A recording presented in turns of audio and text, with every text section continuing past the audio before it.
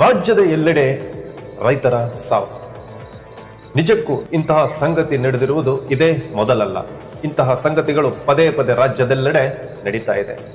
ಇಷ್ಟೆಲ್ಲ ಆದ್ರೂ ಸರ್ಕಾರ ಏನ್ ಕ್ರಮ ಕೈಗೊಳ್ತಾ ಇದೆ ಎನ್ನುವುದೇ ಇವತ್ತಿನ ಈ ಒಂದು ಕಾರ್ಯಕ್ರಮ.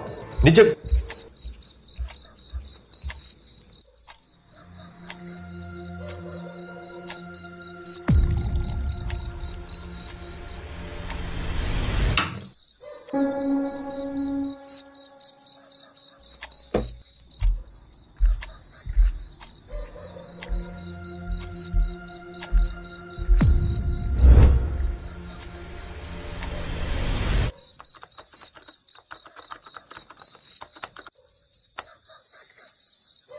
ತಗೊಳ್ಳಲಿ. ಆವಾಗ್ಲೇ ಟಿವಿಲಿ ರೈತರು ಸತ್ತೋದ್ರು ಅಂತ ಅದೇನೋ ನೋಡ್ತಾ ಇದ್ದೆ. ಟಿವಿ ಆಫ್ ಮಾಡಿ ಲ್ಯಾಪ್ಟಾಪ್ ಅಲ್ಲಿ ಅದೇನ್ ನೋಡ್ತಿದ್ದಿಲಿ?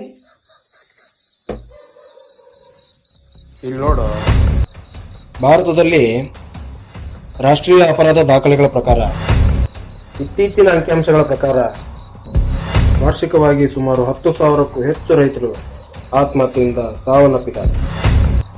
ಉದಾಹರಣೆಗೆ ರಾಷ್ಟ್ರ ಮಟ್ಟದಲ್ಲಿ ಸರಿಸುಮಾರು 10,500ಕ್ಕೂ ಅಧಿಕ ಕೃಷಿ ಸಂಬಂಧಿತ ಸಾವುಗಳು ವರದಿಯಾಗಿದೆ.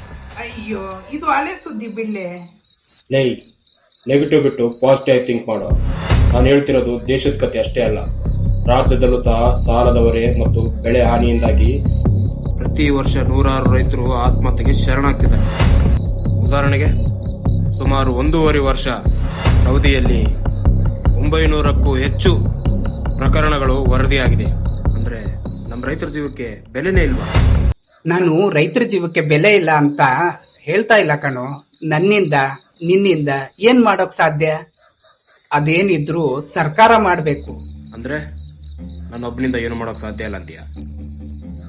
ದೇಶ ನಾಳ್ತಾ ಇರೋದು ಒಬ್ಬೇ ಒಬ್ಬ ಪ್ರಧಾನಿ, ರಾಜ್ಯ ನಾಳ್ತಿರೋದು ಒಬ್ಬೇ ಒಬ್ಬ ಮಂತ್ರಿ. 1860 19ನೇ ಶತಮಾನದಲ್ಲಿ ದೇವಿ ಅನ್ನೊಬ್ಬ ಮಹಿಳೆ ಸೀರೆ ಜೊತೆಗೆ ಕುಬ್ಸಾನು ಹಾಕೊಂಡು, ಅದಕ್ಕೂ ಮುಂಚೆ ನಮ್ಮ ಹೆಣ್ಮಕ್ಳಿಗೆ ಕುಬ್ಸ ಅಂದ್ರೆ ಏನು ಅಂತಾನೆ ಗೊತ್ತಿರಲಿಲ್ಲ. ಅವತ್ತು ಆ ಒಬ್ಬ ಮಹಿಳೆ ಧರಿಸಿದ ಕುಬ್ಸ ಇವತ್ತು ನಮ್ಮ ದೇಶದ ಎಲ್ಲಾ ಹೆಣ್ಮಕ್ಳಿಗೆ ಸಂಪ್ರದಾಯವಾಗಿ ಬದಲಾಯಿತು. ಏನೇ ಶುರು ಮಾಡಿದ್ರು ಒಬ್ಬರಿಂದಾನೇ ಶುರು ಆಗೋದು. ನೋಡ್ತೀವಿ, ಬದಲಾವಣೆ ಹಾಗೆ ಆಗುತ್ತೆ. ಅದು ಆ ಕಾಲ ಬದಲಾಗ್ತಾ ಇತ್ತು. ಈಗ ಬದಲಾಗ್ತೀವಂದ್ರು ಬದಲಾಗಕ್ ಬಿಡಲ್ಲ. ಗಾಳಿ ಜೊತೆ ಗುದ್ದಾಡೋದು ಅಷ್ಟು ಸುಲಭದ ಮಾತಲ್ಲ. ಈ ಚರ್ಚೆ 4 ಗೋಡೆ ಮಧ್ಯೆ ಮಾತ್ರ ನಡೆದಿದೆ. ಮುಂದಿನ ಎಪಿಸೋಡ್ 4 ದಿಕ್ಕು ಮುಂದೆ ನಡೆಯುತ್ತೆ. ಕಾಯ್ತಾ ಇದೆ. ಏನ್ ಮಾಡಕ್ ಹೊಂಟಿದ್ದಾನೆ ನೋಡೋಣ.